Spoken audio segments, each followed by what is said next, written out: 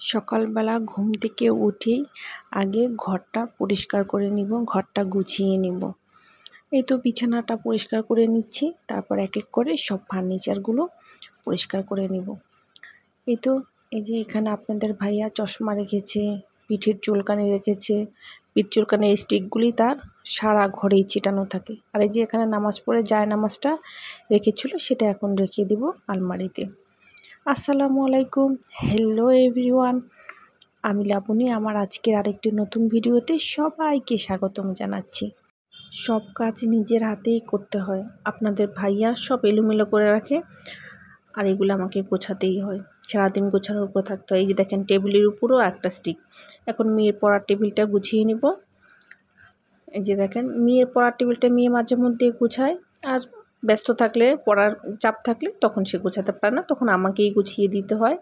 আর এই যে ড্রেসিং টেবিলটা গুছিয়ে নিচ্ছি, ভিতরে রেখে দিলাম আপনাদের ভাইয়া চশমাটা। আর এই যে এখানে দুটো বালতি দেখে ভাবছেন যে দুটো বালতি দিয়ে আমি কি করব। একটা হচ্ছে ফ্রেশ পানি নিয়েছি আর কাপড় নিয়েছি, আর এটাতে লাইজল নিয়েছি আর হুইলের গুঁড়া নিয়েছি। এখন ঘরটা পরিষ্কার করব। চলুন তাহলে ঘরটা মুছে নেই।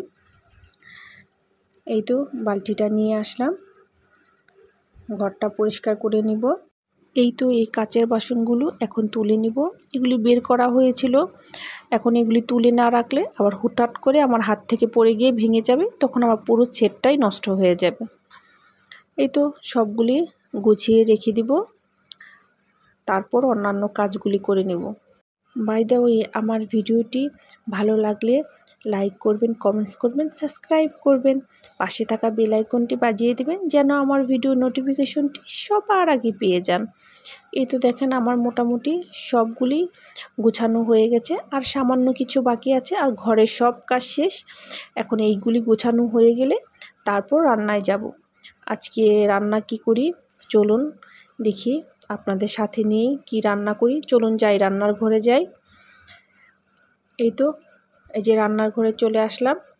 এই যে রান্নার ঘরে আমি আগেই সকালে ঘুম থেকে উঠে ডাউলটা ভিজিয়ে রেখেছিলাম, আর এখানে যে পুঁটি মাছ ভিজিয়েছি, আর এই বাটিতে কিছু ট্যাংরা মাছ রান্না করব, এগুলি ভিজিয়ে নেব। এই তো মাছটা ভিজিয়ে নিচ্ছি। মাছগুলি আগেই বের করে রেখেছিলাম, তাই দ্রুত মাছগুলি ছেড়ে গিয়েছে। একটু হালকা পানিতে ভিজিয়ে নিলাম। আর এই যে এখন ডাউলটা ধুয়ে নিব। ডাউলটা ধুয়ে চুলোতে বসিয়ে দিব। একটু আগে ভিজিয়ে রাখলে ডাউলের ময়লাটা কেটে যায়। আমি এইভাবেই করি। আমি ভাত রান্না করলেও চাউলটা আগে একটু ভিজিয়ে রাখি। এই তো চুলোতে দিয়ে দিচ্ছি। এখন চুলোর জালটা দিয়ে দিব। এই যে চুলো জালটা দিয়ে দিলাম। আজকে বেশ চুলোয় কিন্তু গ্যাস আছে। আর এখানে যে আপনাদের ভাইয়া শাক এনেছিল, এই শাকগুলি এখন বেছে নিলাম, এখন কেটে নেব। শাকটা ভাজি করব। আজকে ডাঁটা শাক এনেছে, ডাঁটা শাকটা কাটা হয়ে গিয়েছে, এখন ধুয়ে শাকটা ভাজি করে নেব। সব ময়লাগুলি ওই যে ব্যাগের ভিতর তুলে নিচ্ছি পরিষ্কার করে, তারপর অন্য সবজিগুলি কেটে নেব। আমি একদিকে কাজ করি আর একদিকে গুছিয়ে নিই। আর এই যে এখানে পেঁয়াজ কেটে নিচ্ছি, রসুন কেটে নিচ্ছি। কিছু পেঁয়াজ আর রসুন কেটে ডাউলে দিয়ে দিব। ডাউলের বলকটা চলে আসছে। আমি ডাউলের যখন বলকটা চলে আসে, মাঠটা ফেলে দিয়ে আমি পেঁয়াজ, কাঁচামরিচ, একটু রসুন ডালের ভিতর দিয়ে দিই। আমার এইভাবে রান্না করলে ভালো লাগে। এই যে এখন দিয়ে দিচ্ছি পেঁয়াজ, রসুনগুলো দিয়ে দিব। তারপরে একটু হালকা বলক আসলে ডাউলটা সেদ্ধ হয়ে গেলে ঘোটা দিয়ে তারপর হলুদটা দিয়ে দিব। আর এখানে যে বেগুন দিয়ে মাছ দিয়ে রান্না করব, ট্যাংরা মাছ দিয়ে বেগুন দিয়ে রান্না করব, তাই বেগুনটা কেটে নিচ্ছি।